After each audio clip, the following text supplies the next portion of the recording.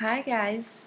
So in this video we're going to talk about how the mind is structured and why you should look in your subconscious for the source of some of the problems that you can be experiencing right now in your life. So the first video we're going to talk about the basics about the subconscious. So I just want to start by saying that I'm not a psychologist or psychiatrist. This comes from my experience, the things that I've read, and the knowledge about it that I have gathered.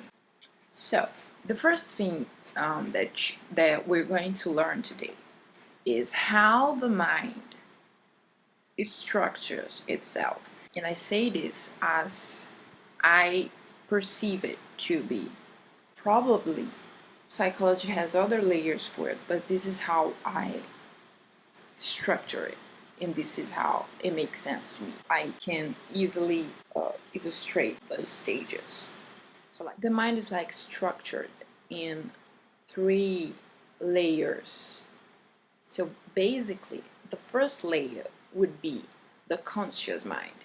So the conscious mind is the mind that we're using right now, is the one that's aware of its surroundings, its thoughts, its emotions as they are being felt right now. It's who's dealing with the world, and the one that can pull information from the other layers into your awareness. So that's what the conscious mind is the first layer. The second layer is like a sub-layer. It's below, just below consciousness. It's not entirely hidden from you. It's a transition part of your mind. It's a transition part of your mind. And everything that you access easily or that you're usually in contact with will go there, like things that you deal with daily, your recent memories, your recent emotional experiences, the things that you believe, that you're aware of, everything that you're aware of, but that isn't in your conscious mind right now, go to the sublayer, like they're waiting to be accessed. So they stay there to be easily accessed if they need to be. So that's the sublayer. And then we have the last layer, the bottom layer, which is the actual subconscious. And that layer is where everything else is, where all the hidden parts of your mind is. So all your traumas, all your bad experience, all your good experiences, basically everything that you're not remembering is there.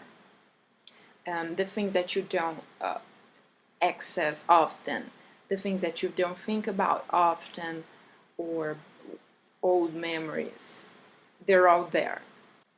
But not only old things are there, also hidden things, like things that your brain can't deal with, memories and traumas that your mind can't deal with.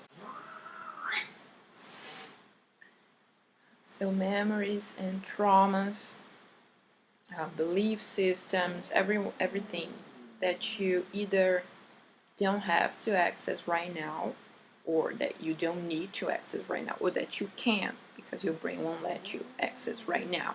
They're all in the subconscious. They're all there. They're hidden. They're not like easily accessible right now. So they're all there.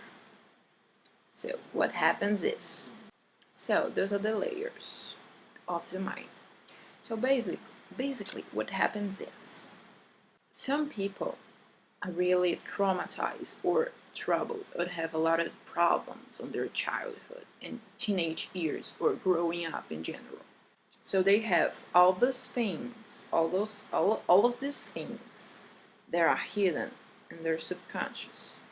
And those things, most of the time, they just don't come out because they're either too painful or they haven't been dealt with properly to come out to the conscious or the sublayer of the mind.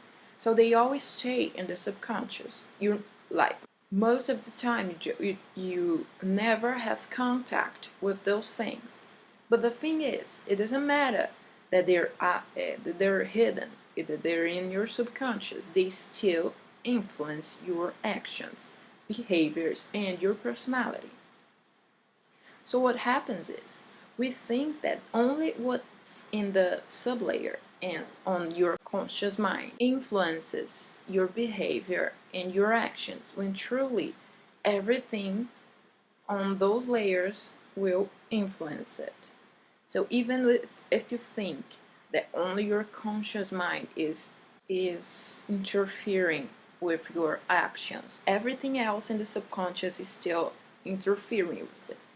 And the problem is, even the things that you can't access and that you even don't even know they're there, they're still impacting your behavior. So as long as you leave them there unbothered, they'll influence your behavior in a way that you don't know how, and you won't be able to control it or stop it, because those things you can't access right now. So for as long as you live, whatever's in your subconscious, unbothered, it will keep influencing your behavior in a way that you can't predict or know about.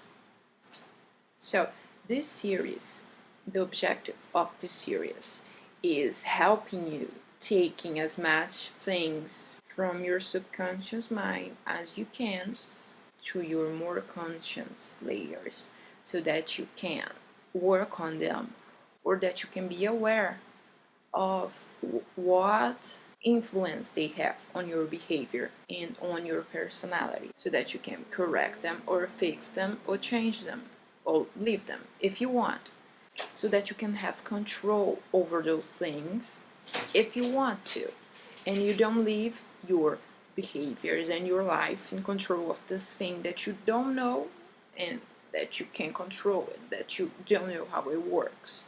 You take back control of your own life, basically. And you may think that it's fine because it is your mind after all, but the thing is, and I'm gonna talk on our next video about the growing process, the growing up process, and how that impacts what stays on your subconscious. But the thing is, some of the things that are on your subconscious, they're like copies of people and beliefs and experiences that you had that stay there, and that aren't actually you. There's just a projection of your mind of someone else or of something else. They're not you. They're the imprinting that an experience left on your mind, on your emotional mind. So they are not always you. They're not actually always you.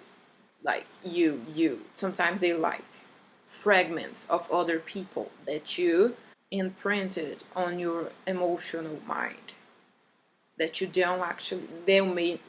may not want there. So that's why sometimes you need to delve into your subconscious to be able to take control of these things that maybe you don't want there.